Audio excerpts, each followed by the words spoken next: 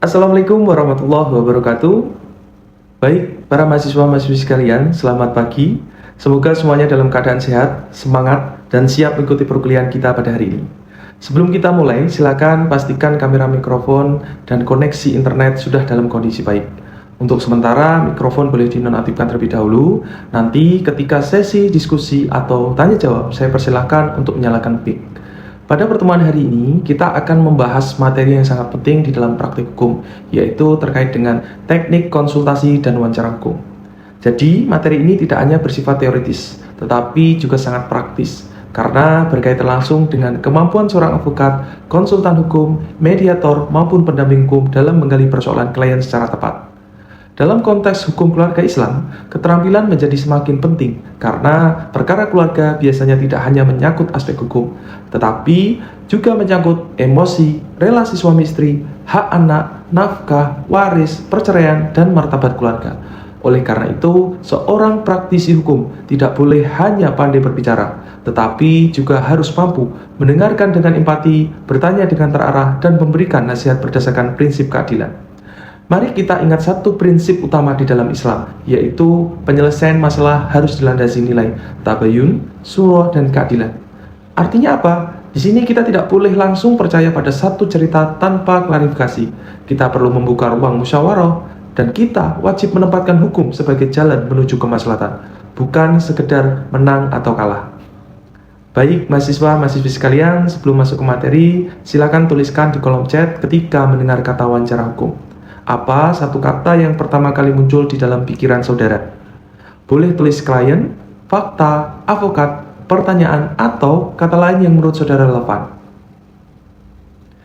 Terima kasih atas responnya. Dari jawaban saudara, kita bisa melihat bahwa wawancara hukum selalu berkaitan dengan komunikasi, fakta, dan strategi. Baik, para mahasiswa-mahasiswi sekalian, mari kita perhatikan bersama kasus singkat pada slide ini.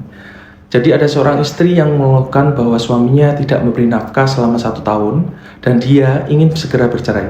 Kasus seperti ini sangat mungkin saudara temui dalam praktik advokasi hukum keluarga Islam, baik di kantor advokat, lembaga bantuan hukum, klinik hukum, maupun di dalam pengabdian masyarakat. Pertanyaannya adalah, jika saudara berada pada posisi sebagai advokat keluarga, apa langkah pertama yang akan saudara lakukan? Apakah langsung menyarankan cerai? Apakah langsung menyusun gugatan? Ataukah mendengar terlebih dahulu dan menggali fakta secara lebih hati-hati? Di dalam praktik profesional advokat tidak boleh tergesa-gesa memberikan kesimpulan. Mengapa? Karena cerita awal klien seringkali belum lengkap. Bisa jadi ada fakta tentang nafkah, pisah rumah, komunikasi keluarga, kekerasan, anak, harta bersama, atau upaya mediasi yang belum disampaikan. Disinilah pentingnya prinsip tabayun. Memeriksa, mengklarifikasi, dan memastikan informasi sebelum mengambil langkah hukum. Sebagai calon sarjana hukum, saudara perlu membangun kepekaan bahwa masalah keluarga tidak hanya soal pasal, tetapi juga soal manusia, ada perasaan, kehormatan, anak-anak, keluarga, bahkan nilai agama yang harus diperhatikan. Maka dari itu, seorang advokat harus profesional, empatik, dan tetap objektif. Tuliskan di kolom chat, menurut saudara, langkah pertama advokat di dalam kasus ini apa? Cukup satu kalimat. Contoh, mendengar kronologi klien secara lengkap terdahulu. Atau menanyakan bukti nafkah dan riwayat komunikasi suami istri. Baik, para mahasiswa-mahasiswi sekalian, sekarang kita ke peta konsep pembelajaran, di mana alur kerja advokat itu dimulai dari konsultasi, kemudian wawancara, lalu penggalian fakta hukum. Nah, fakta tersebut dianalisis menggunakan norma hukum, kemudian disusun menjadi strategi advokasi. Jadi, strategi yang baik selalu lahir dari fakta yang benar. Silakan perhatikan bahwa proses ini tidak boleh dibalik. Jangan memberi opini hukum sebelum fakta jelas. Selanjutnya, apa itu konsultasi hukum? Nah, konsultasi hukum itu dapat dipahami sebagai proses dialog interaktif antara klien yang menghadapi masalah hukum dengan konsultan hukum atau advokat untuk mendapatkan nasihat hukum. Kata kuncinya adalah dialog, bukan ceramah satu arah. Artinya, advokat itu tidak hanya memberi nasihat, tetapi juga mendengar, menggali, dan memahami persoalan klien. Di dalam praktek konsultasi hukum, itu sering menjadi gerbang pertama bagi masyarakat awam untuk memahami persoalan hukumnya.